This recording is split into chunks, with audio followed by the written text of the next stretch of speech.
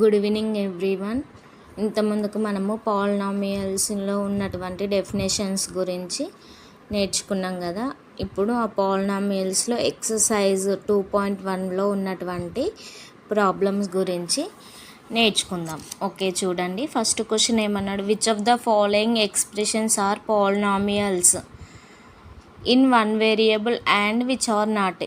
ఇచ్చిన ప్రాబ్లమ్స్లో ఏవి పాలినామియల్స్ కాదు. అయితే వన్ వేరియబుల్ పాలినామియల్స్ ఏంటి అని అడుగుతున్నాడు. ఫస్ట్ క్వశ్చన్ చూద్దాం.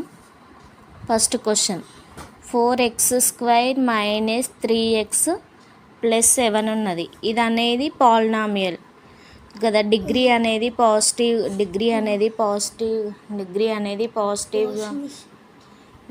అనేది పాజిటివ్గా ఉంది కాబట్టి ఇప్పుడు ఇది ఏమవుతుంది?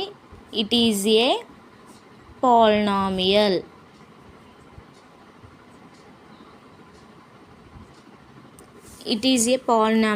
అండ్ దీని యొక్క వన్ వేరియబుల్. ఇందులో వేరియబుల్ అనేది చూడండి, ఇచ్చిన పాలినామియల్లో ఎక్స్, ఇక్కడ ఎక్సే ఉంది, ఇక్కడ ఎక్సే ఉంది. అంటే ఇక్కడ మనకి ఎన్ని వేరియబుల్స్ ఉన్నాయి? ఇచ్చిన పాలినామియల్లో వన్ వేరియబుల్ ఉంది కాబట్టి it is a polynomial.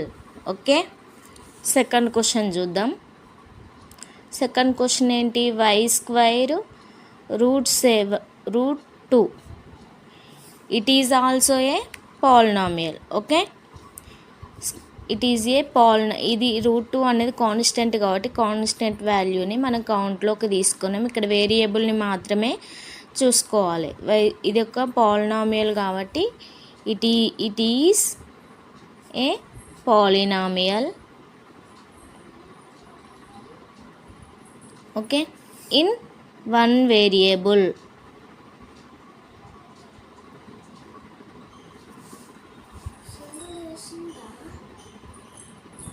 Third question చూద్దాం. 3√t + t√2 ఉంది. దీన్ని ఇంకే విధంగా రాసుకోవచ్చు? 3 × √tని t⁻1/2 రాసుకోవచ్చు, t × √2.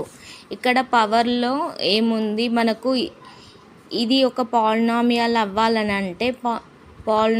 అవ్వాలంటే మనకు ఏముండాలి? పవర్లో హోల్ నెంబర్స్ మాత్రమే పవర్లో హోల్ నెంబర్స్ మాత్రమే ఉండాలి. ఇలా బై రూపంలో అనేది ఉండొద్దు. కాబట్టి ఇట్ ఈజ్ నాట్ ఏ, ఏమవుతుంది? It is not a polynomial.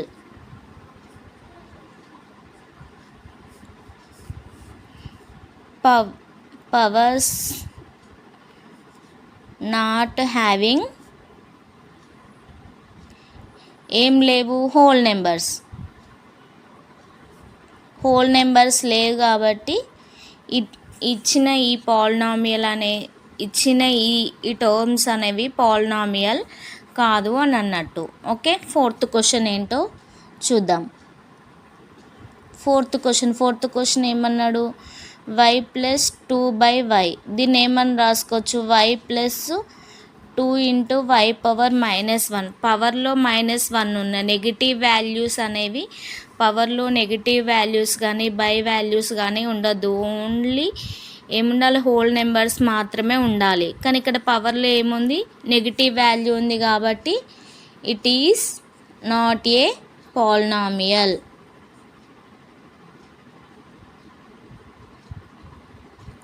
Okay, fifth problem ఉందా? ఫిఫ్త్ ప్రాబ్లం చూద్దాం. x⁻1/10 y³ t⁻50. ఇక్కడ మనకి ఏముంది?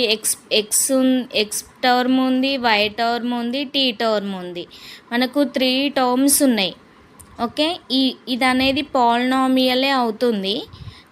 కానీ ఇది not one variable.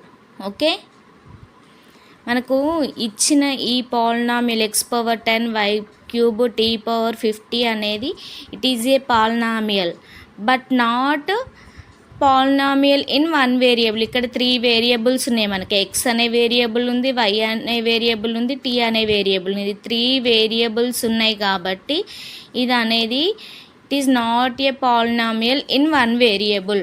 Okay, it is polynomial.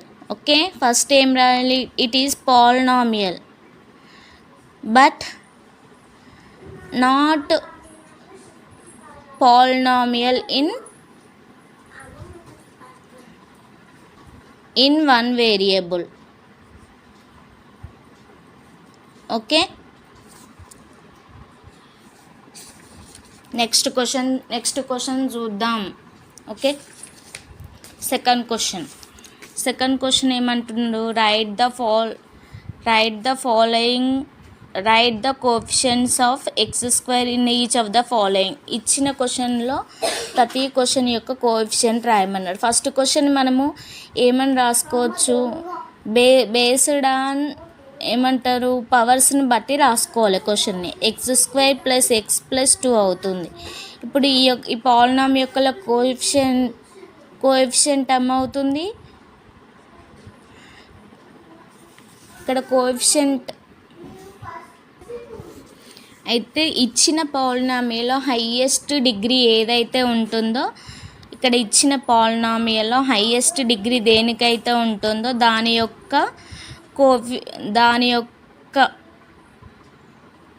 యొక్క ఏమంటారు, కాన్స్టెంట్ ఏదైతే ఉంటుందో దాని ముందు ఉండే కాన్స్టెంటే ఇచ్చిన పాలినామియల్ యొక్క కోఎఫిషియెంట్. ఇక్కడ హైయెస్ట్ పవర్ దేనికి ఉంది? ఎక్స్ స్క్వేర్కి ఉంది. ఎక్స్ స్క్వేర్ యొక్క ఏముంది? దీనికి ముందు కాన్స్టెంట్ ఏముంది? 1. అంటే ఈ ఇచ్చిన పాలినామియల్ యొక్క కోఎఫిషియెంట్ ఏమవుతుంది? 1 అవుతుంది. ఓకే, సెకండ్ క్వశ్చన్ చూస్తే x³ minus X square plus 2 దీని యొక్క కోఎఫిషియెంట్ ఏంటి? ఇక్కడ హైయెస్ట్ డిగ్రీ దేనికి ఉన్నది? 3కు ఉంది. ఇక్కడ హైయెస్ట్ డిగ్రీ ఫస్ట్ టర్మ్కి ఉంది. ఫస్ట్ టర్మ్ యొక్క కాన్స్టెంట్ ముందు ఉండే కాన్స్టెంట్ ఏంటి? దీన్ని 1 × x³ రాసుకోవచ్చు కాబట్టి దీని యొక్క కోఎఫిషియెంట్ ఏమవుతుంది? 1 అనేది అవుతుంది. ఓకే, థర్డ్ వన్ ఏంటి? π/2 x² ప్లస్ ఎక్స్. ఓకే, ఇక్కడ హైయెస్ట్ డిగ్రీ దేనికి ఉంది? x² ఉంది. దీని యొక్క కోఎఫిషియెంట్ ముందు ఏముంది? π/2 ఉంది. ఓకే, కోఎఫిషియెంట్ ఏమవుతుంది అప్పుడు? π/2 అవుతుంది. హైయెస్ట్ డిగ్రీకి ముందు ఉండే కాన్స్టెంట్ వాల్యూనే కోఎఫిషియెంట్ అంటారు. ఫోర్త్ క్వశ్చన్ ఏంటి? √2 × x - 1. ఇక్కడ హైయెస్ట్ డిగ్రీ ఏముంది? ఎక్స్ అనే వేరియబుల్ ఉంది. ఎక్స్ అనే వేరియబుల్ పవర్ ఎంత? 1. హైయెస్ట్ డిగ్రీ ఇక్కడ 1 కాబట్టి దీని ముందు ఉండే కాన్స్టెంట్ వాల్యూ √2 అవుతుంది. అదే ఇచ్చిన పాలినామియల్ యొక్క కోఎఫిషియెంట్ అనేది అవుతుంది. ఇక్కడ కోఎఫిషియెంట్ ఏంటి? √2. ఓకే, థర్డ్ క్వశ్చన్ చూద్దాం. Give one example each of a binomial of degree 35 and of A monomial of degree 100. ఏమంటున్నాడు? ఎగ్జాంపుల్స్ రాయమంటున్నాడు. దేనికి బైనామియల్ డిగ్రీ 35 ఉండేటట్టు బైనామియల్ తీసుకోమంటున్నాడు. డిగ్రీ 100 ఉండేటట్టు మోనోమియల్ అనేది తీసుకోమన్నాడు. బైనామియల్ అని అంటే మనకు టర్మ్స్ అనేవి 2 టర్మ్స్ ఉండాలి. 2 టర్మ్స్లో డిగ్రీ అనేది ఎగ్జాంపుల్ ఏంటి? సొల్యూషన్ ఏంటి? ఏమని తీసుకోవచ్చు? బైనామియల్కి x⁻35 తీసుకోవచ్చు ప్లస్ y⁻35 తీసుకోవచ్చు. అప్పుడు దీని యొక్క డిగ్రీ అనేది ఏమవుతుంది? 35 అనేది అవుతుంది. ఓకే, మోనోమియల్కి డిగ్రీ అనేది 100 ఉంది. మోనోమియల్ అని అంటే మనకు తీసుకునే పాలినామియల్లో ఒక వన్ వేరియబుల్ 1 టర్మ్ మాత్రమే ఉండాలి. ఒక టర్మ్ లాగానే తీసుకోవాలి. ఒకటే టర్మ్ని తీసుకున్నట్లయితే దాన్ని ఏమంటారు? మోనోమియల్ అంటారు. ఏమని రాసుకోవచ్చు? ఎగ్జాంపుల్ దేనికి ఎగ్జాంపుల్? బైనామియల్ ఎగ్జాంపుల్ ఇది. మోనోమియల్ ఎగ్జాంపుల్ ఏమని తీసుకోవచ్చు? మోనోమియల్ అని అంటే ఒకటే టర్మ్ అనేది ఉండాలి. x⁻100 అయినా తీసుకోవచ్చు, y⁻100 అయినా తీసుకోవచ్చు, లేకపోతే 2024 x⁻50 y⁻50 కూడా తీసుకోవచ్చు. ఆర్ ఇంకేం తీసుకోవచ్చు? x⁻25 y⁻50 z⁻25గా కూడా తీసుకోవచ్చు. ఇక్కడ మనకు టర్మ్స్ ఇది మొత్తం ఒకటే టర్మ్ కాబట్టి దీని యొక్క డిగ్రీ రావాలంటే ఈ పవర్లో ఉన్న వాటిని అనేది యాడ్ చేయాలి. ఓకే, మనం ఇక్కడ బైనామియల్కి ఎగ్జాంపుల్ ఏంటి? పాలినామియల్లో 2 టర్మ్స్ ఉండాలి. బైనామియల్ అని అంటే తీసుకునే పాలినామియల్లో 2 టర్మ్స్ ఉండాలి. దాని పవర్ డిగ్రీ అనేది 35 ఉంటే దాన్ని ఏమంటారు? బైనామియల్ అంటారు. ఓకే, మోనోమియల్ అంటే ఏంటి? మనకు ఒకటే టర్మ్ అనేది తీసుకోవాలి, దాని పవర్లో 100 ఉండాలి. మనకు హైయెస్ట్ డిగ్రీ అనేది 100 ఉండాలి. ఇప్పుడు x⁻100 అయినా తీసుకోవచ్చు, y⁻100 అయినా తీసుకోవచ్చు, లేకపోతే ఇట్లా 2024 అని కూడా తీసుకోవచ్చు. ఎందుకంటే 2024 అనేది కాన్స్టెంట్ వాల్యూ. దీని x⁻50 y⁻50 ఇది మొత్తం ఒకటే టర్మ్ కదా. ఇక్కడ పవర్లో ఉన్న వాటిని యాడ్ చేస్తే మళ్ళీ ఏమవుతుంది? మనకు డిగ్రీ అనేది 100 అవుతుంది. లేకపోతే ఇంకేమని రాసుకోవచ్చు? x⁻25 అయినా రాసుకోవచ్చు, y⁻50 అయినా రాసుకోవచ్చు, z⁻25 అయినా రాసుకోవచ్చు. పవర్లో ఉన్న వాటిని యాడ్ చేస్తే మనకేమొస్తుంది? 100 అనేది వస్తుంది. ఓకే, నెక్స్ట్ క్వశ్చన్ చూద్దాం. Write the degree of the each of the polynomials. Degree రాయమంటున్నాడు. ఫస్ట్ క్వశ్చన్ ఏంటి? 5x³ + 4x² + 7x. దీని డిగ్రీ ఏమవుతుంది? హైయెస్ట్ పవర్ దేనికైతే తీసుకునే పాలినామియల్లో హైయెస్ట్ డిగ్రీ ఏదైతే ఉంటుందో అదే ఇచ్చిన పాలినామియల్ యొక్క డిగ్రీ అనేది అవుతుంది. ఇక్కడ డిగ్రీ ఏమవుతుంది? 3 అవుతుంది. ఓకే, కోఎఫిషియంట్ అంటేనేమో 5 అని రాసుకోవాలి, డిగ్రీ అంటేనేమో 3 రాసుకోవాలి. సెకండ్ క్వశ్చన్ ఏం రాసుకోవచ్చు? y² + 4. దీని యొక్క డిగ్రీ ఏమవుతుంది? హైయెస్ట్ పవర్ దేనికి ఉంది? హైయెస్ట్ పవర్ ఏదైతే తీసుకునే పాలినామియల్లో హైయెస్ట్ పవర్ ఏదైతే ఉంటుందో అదే ఇచ్చిన పాలినామియల్ యొక్క డిగ్రీ అవుతుంది. ఇక్కడ డిగ్రీ 2 అవుతుంది. ఓకే, థర్డ్ క్వశ్చన్ ఏమన్నాడు? 5t - √7. ఇక్కడ ఏంటి? ఇక్కడ ఒకటే వేరియబుల్ ఉంది. ఈ వేరియబుల్ యొక్క పవర్ ఏంటి? 1. ఇక్కడ హైయెస్ట్ పవర్ ఏముంది? 1 ఉంది కాబట్టి ఇచ్చిన పాలినామియల్ యొక్క డిగ్రీ ఏమవుతుంది? 1 అవుతుంది.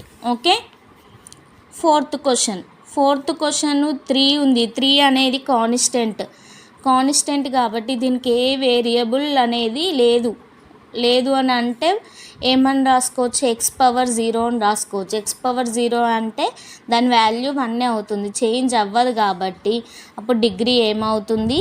0 అనేది అవుతుంది. Okay, next question. Classify the following as linear, quadratic and cubic polynomials. ఇచ్చిన పాలినామియల్స్ లీనియర్ పాలినామియల్సా, క్వాడ్రాటిక్ పాలినామియల్సా, క్యూబిక్ పాలినామియల్సా అని అడుగుతాం. చూడండి, first question x² + x.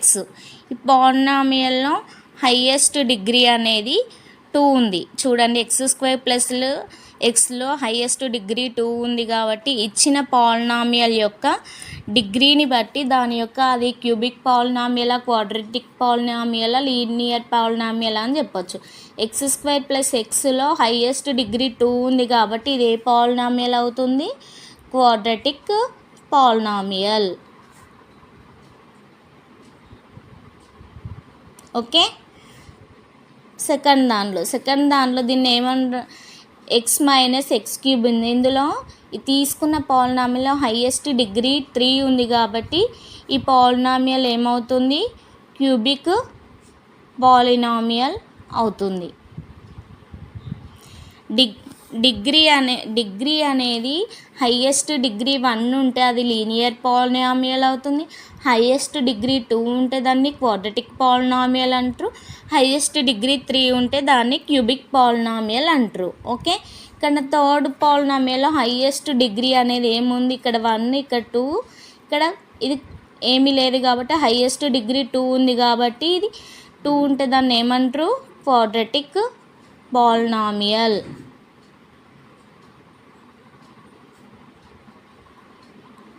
Okay, fourth question ఏముంది? హైయెస్ట్ డిగ్రీ ఏముంది? 1 + x⁻1.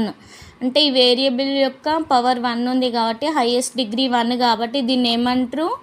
Linear polynomial. 3/1/t. t power ఏముంది? 1 కాబట్టి ఇది కూడా ఏమవుతుంది? Linear polynomial.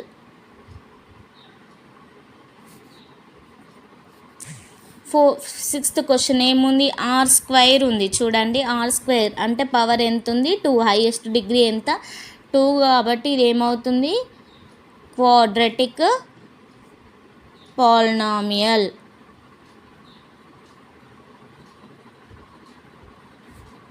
లాస్ట్ క్వశ్చన్ ఏముంది? కోఎఫిషియంట్ x ఉంది, హైయెస్ట్ డిగ్రీ 3 ఉంది, కోఎఫిషియంట్ x ఉంది. ఇక్కడ హైయెస్ట్ డిగ్రీ 3 కాబట్టి ఇది ఏ పాలినామియల్ అవుతుంది? Cubic polynomial.